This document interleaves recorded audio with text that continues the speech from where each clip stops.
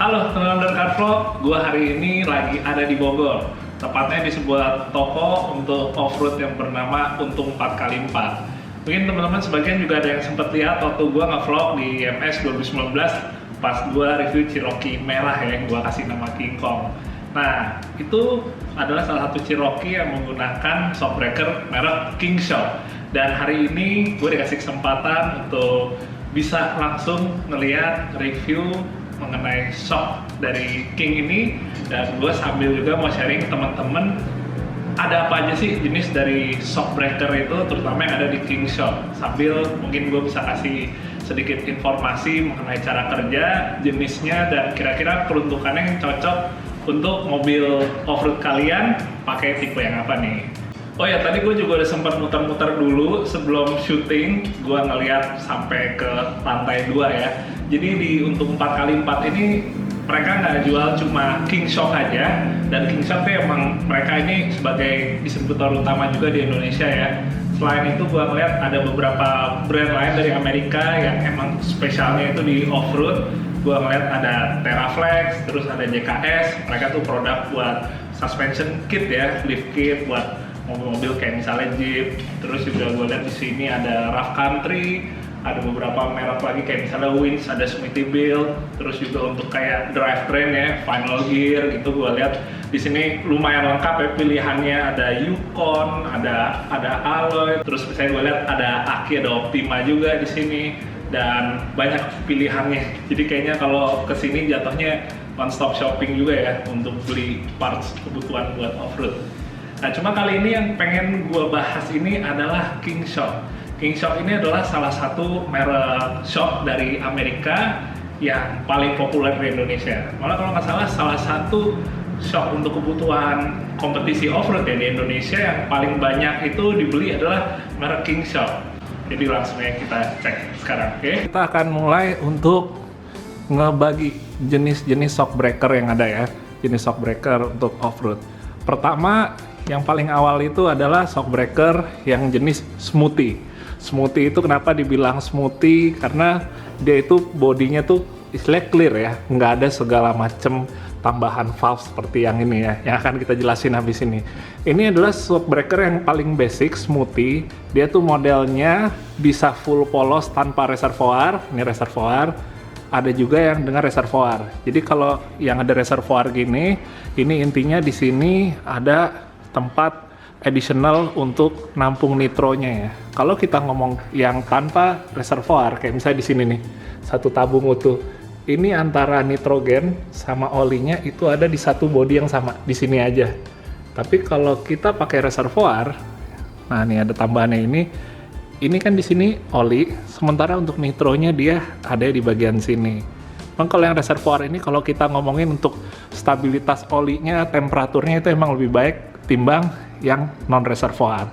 Terus kalau kita ngomongin reservoirnya, dia itu juga ada dua jenis. Pertama yang remote, itu intinya dia ada selangnya untuk menuju ke reservoir.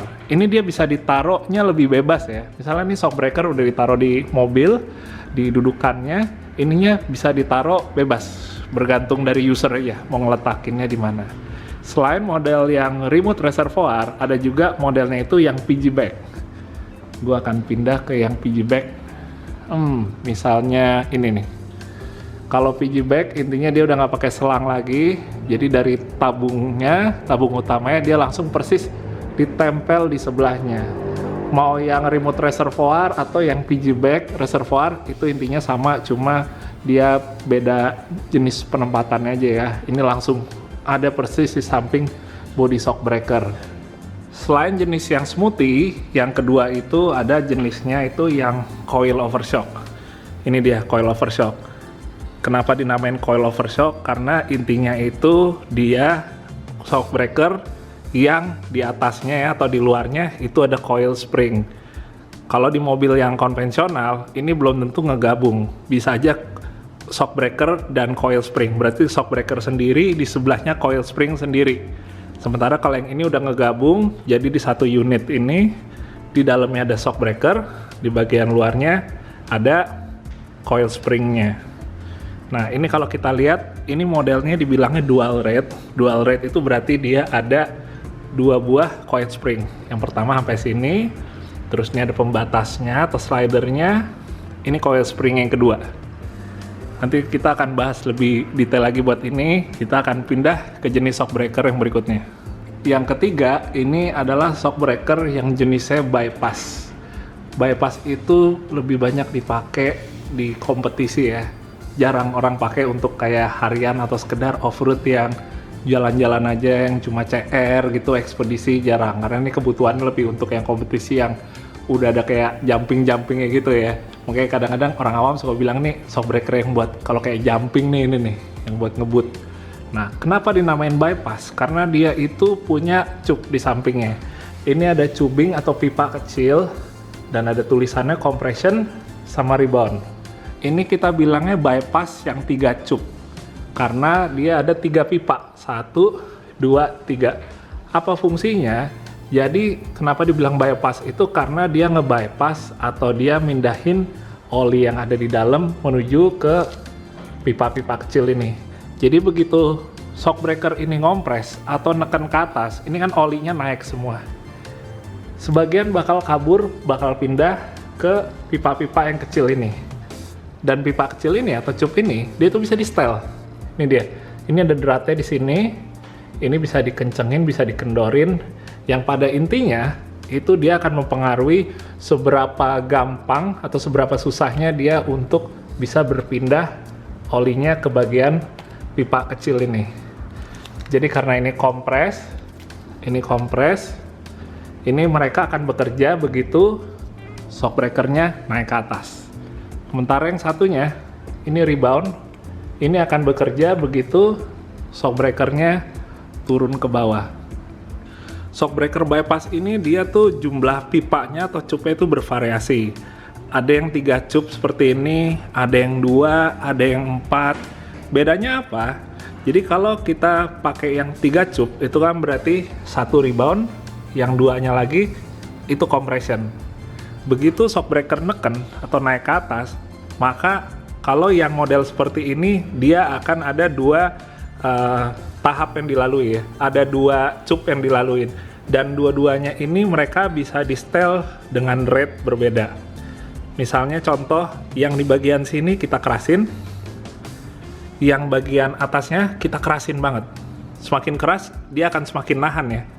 Nah, jadi begitu shock breaker masuk, dia pertama yang ketemu adalah pipa yang ini.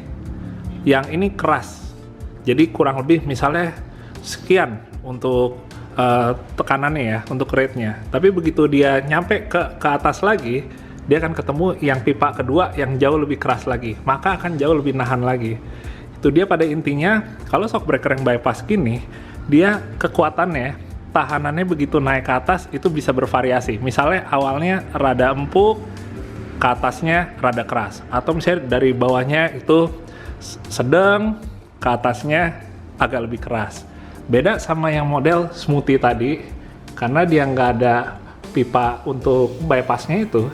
Jadi intinya dia kekuatannya, nahannya dari mulai awal sampai udah mentok itu sama atau flat.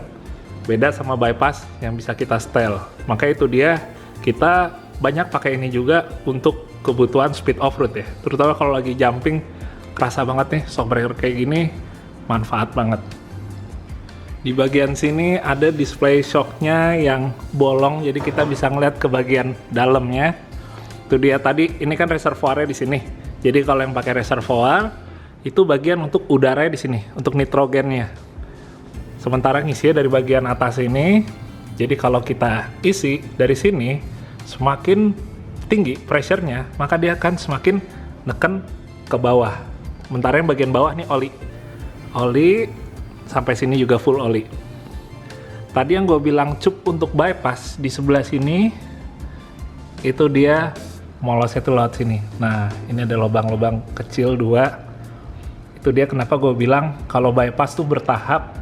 Jadi si tubing ini itu nggak dalam waktu bersamaan ya dia kerja ya. Jadi dia ada tahapnya dulu. Misalnya ini mulai naik, ini kan tekanan olinya dari bawah ya.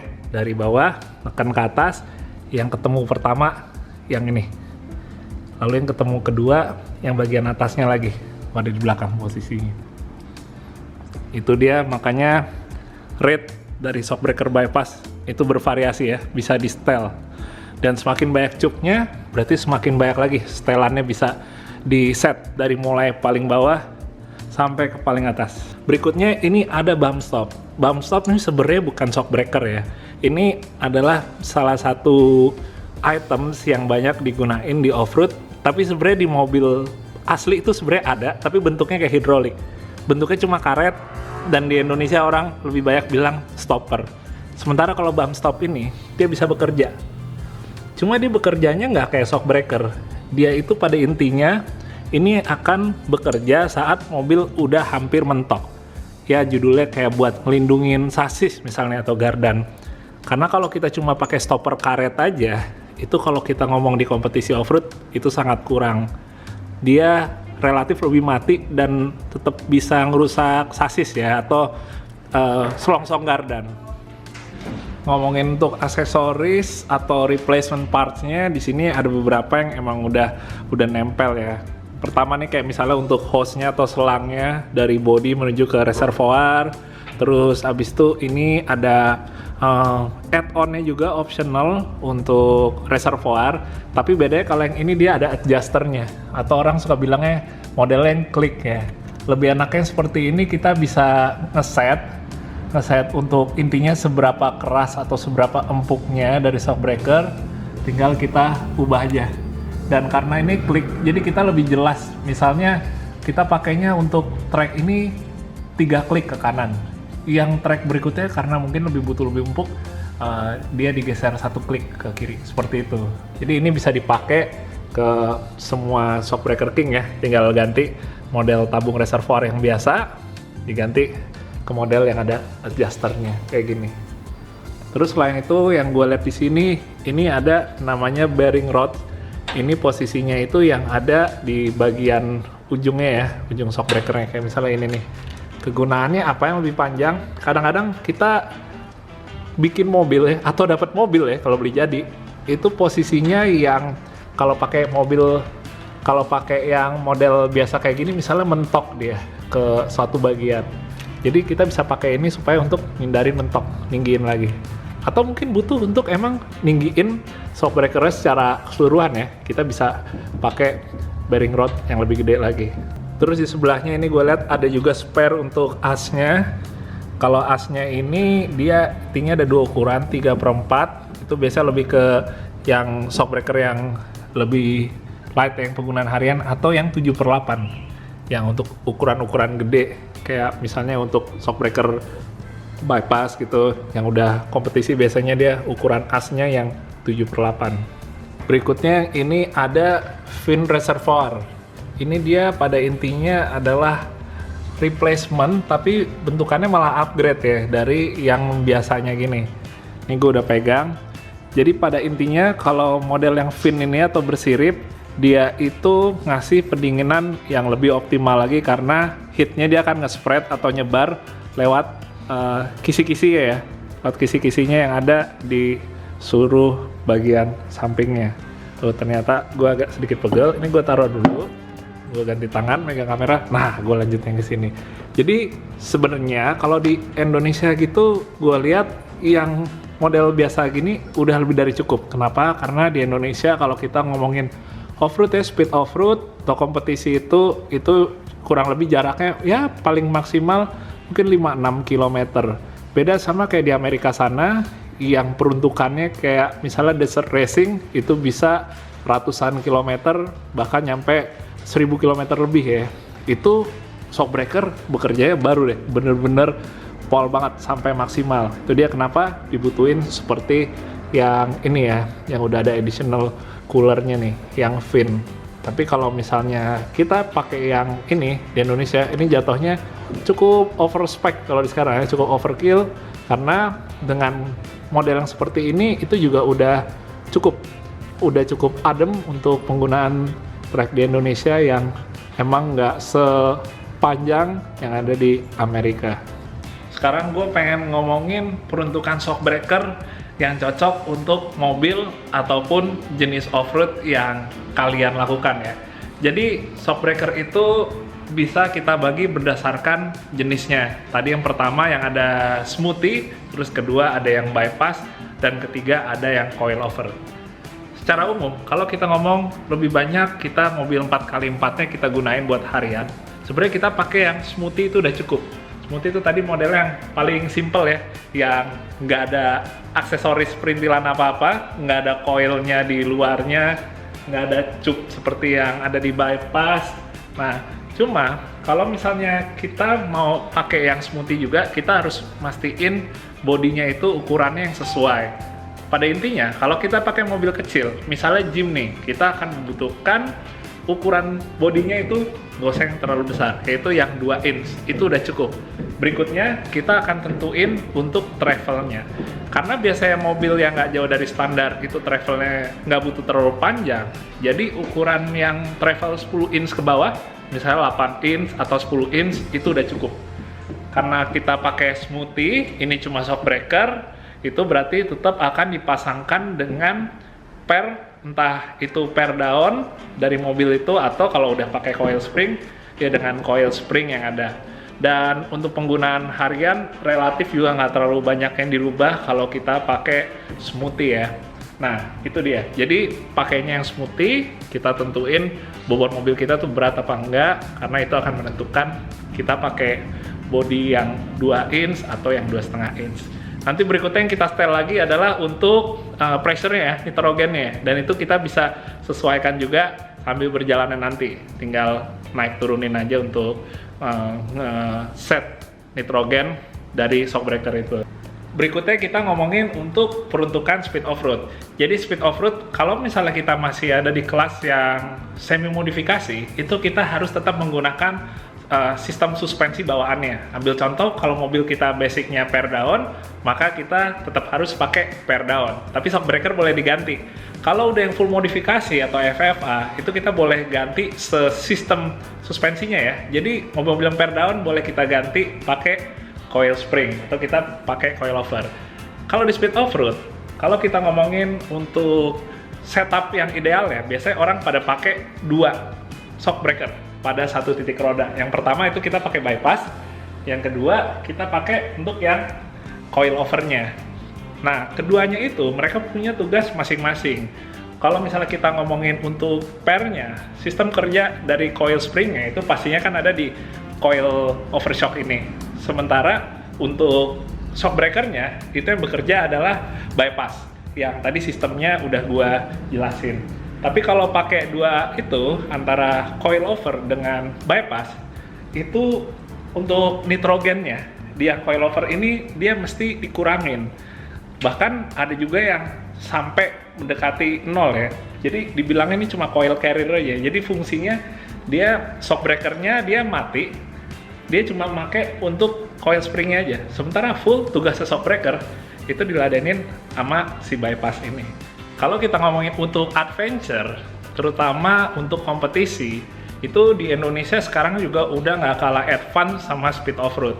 Mungkin kalau dulu kita ngomongin di awal 2000, kebanyakan masih pada pakai per down ya, walaupun udah di-upgrade, diramu lagi kayak gimana racikannya, lembarannya. Tapi kalau misalnya sekarang, itu teknologi di yang kompetisi adventure, itu udah sama kayak yang di speed off-road. Cuma beda kayak misalnya rate-nya ya, settingannya gitu. Tapi pada intinya, kebanyakan sekarang itu pakai coilover atau coilover plus bypass. Kalau kita ngomongin untuk pilihannya, itu sebenarnya hampir sama kayak kita milih buat speed off-road. Kita ngeliat lagi dari bobotnya, kita lihat lagi dari travelnya, kebutuhannya berapa. Tapi kalau gue lihat di speed off-road itu cenderung dia butuh yang lebih stiff, lebih keras. Karena lebih high speed, kita akan ketemu jumping yang lumayan tinggi ya. Jadi pada intinya mereka tuh karakternya emang lebih keras ya, lebih apa namanya? Kalau orang bilang tuh emang lebih stiff gitu settingan suspensinya. Sementara kalau kita ngomongin untuk rate-nya, itu kembali lagi ke bobot mobil kita. Di coilover shock ini kan modelnya dual rate, jadi ada 2 coil spring, yang bawah sama yang atas. Pada intinya yang bawah tuh pasti lebih keras. Misalnya untuk di Jeep nih itu pakai yang bawahnya sekitaran 150, yang atasnya pakai 100. Sementara kalau di yang mobil gede yang ukuran kayak mesin 6 silinder apa 8 silinder, bisa rata-rata sekitar 200, bawahnya 250. Dan kita bisa ngelihat rate-nya dari sini, ngebaca dari sini, ini 3 inch adalah ukuran dari coil spring ini ya. Diameter dalamnya 3 inch, 12 inch itu adalah travelnya, sementara 150 itu spring rate-nya. Dan di untung 4x4 ini mereka nyediain banyak coil springnya. Tapi yang ada di bawah sini ternyata ini bukan yang emang dijual, tapi ini adalah coil spring yang disediain untuk para customer ngetes. Ada juga di bagian sana. Jadi enaknya di sini kalau kita beli Shockbreaker King ini, kita akan dikasih kesempatan untuk nyobain rate-nya sampai 3 kali. Itu enak banget sih menurut gua. Jadi biasanya kan orang kalau beli Shockbreaker kadang-kadang mungkin spring rate-nya terlalu keras atau terlalu empuk. Tapi ya mereka mau ngeganti mesti keluar duit lagi. Tapi di sini dikasih kesempatan sampai 3 kali untuk orang nyobain sampai ketemu yang paling enaknya itu pakai yang rate berapa ya. Jadi ini semua ini bukan untuk dijual tapi untuk yang dikasih ke customer untuk nyobain yang pasnya yang mana. Kalau untuk travel itu juga sama tadi. Kita mau ngomongin yang jenis yang smoothie atau coilover atau bypass, itu kita pastiin travelnya harus sesuai. Biasanya kalau misalnya emang udah speed off-road gitu, mobilnya rata-rata butuh travelnya itu yang 10 inch ke atas. Biasanya di sekitar 12 inch ya, pada umumnya 12 depan, belakang 14. Bisa juga depannya 10 inch, belakangnya 12. Itu juga bergantung juga kebutuhan travel dari mobil yang kita pakai. Sama yang pasti untuk ukuran bodinya juga harus dipikirin ya. Tapi pilihan yang ada di Indonesia itu antara 2 inch atau 2,5 inch. Yang biasanya kalau yang 2 inch itu lebih banyak untuk di mobil-mobil kecil kayak Jimny misalnya. Sementara untuk yang mobil-mobil gedenya itu pakai yang ukurannya 2,5 inch. Jadi kurang lebih itu sih yang harus kita pikirin, speknya itu adalah travelnya berapa inch, terus diameter bodinya butuh yang berapa inch. Sisanya itu kalau yang kita udah ngomongin lebih advance lagi, itu kita tinggal nyetel dari tubing misalnya untuk yang bypass, terus juga valving-nya atau shim-nya di bagian dalam, sama satu lagi kita ngomongin nyetel dari nitrogen yang ada di dalam sini. Sekarang kalau kita ngomongin untuk harganya, jadi emang harganya ini kita di sini juga bergantung juga dengan dolarnya pastinya ya. Tapi kalau gue boleh kasih ancer-ancer untuk harganya, ini kisarannya misalnya kita mulai dulu dari Shockbreaker yang smoothie ya. Smoothie itu kurang lebih startingnya itu dari sekitar 6,5 juta. Ini untuk yang smoothie. Habis itu kalau misalnya kita ngomongin untuk yang coilover, ini startingnya sekitaran 16 juta. Itu udah termasuk dengan coil springnya ya. Dan coil springnya udah pasti 2, atas bawah. Dimulai dari segitu. Terus untuk yang bypassnya itu sekitaran 17-18 juta. Ini harganya emang sekedar patokan aja, tapi juga buat teman-teman juga nanti mungkin yang interest juga untuk upgrade ya, modifikasi mobil off-roadnya pakai shock yang lebih advance lagi. Terus kalau untuk bump stopnya ini kurang lebih startingnya dari 6 jutaan juga, dan itu 6 juta untuk satu piece. Sama buat yang lainnya juga, tadi yang gue bilang itu kurang lebih harga untuk per piece-nya. Dan menurut gue emang kalau misalnya Shockbreaker seperti udah level King ya, udah yang ada di topnya itu, harga segitu udah menjadi satu harga yang normal. Dan apalagi tambah, itu dia kalau misalnya di sini kita dapat garansi seumur hidup untuk servisnya. Jadi makin kerasa worth it juga menurut gue, karena selain ini barang-barangnya emang barang-barang yang long last, ditambah juga support berupa lifetime guarantee dan ketersediaan parts-nya yang bikin gue juga makin pede lagi ya buat pakai Shockbreaker kayak gini. Dan emang gue udah pakai juga buat kompetisi, termasuk teman-teman gue lain yang pada ikutan kompetisi off-road. Oke teman-teman, sekian dulu berarti buat video kali ini. Ternyata banyak juga ya jenis Shockbreaker-nya, udah gitu kegunaannya juga ternyata sangat beragam banget. Semoga aja videonya bermanfaat. Kalian yang mungkin lagi ngebangun juga mobil off-road atau sekedar mau untuk upgrade suspensi di mobil 4x4 hariannya, semoga informasinya bisa bermanfaat. Kalau gitu, thank you banget sekali lagi udah nonton, sampai ketemu di episode berikutnya. Dadah.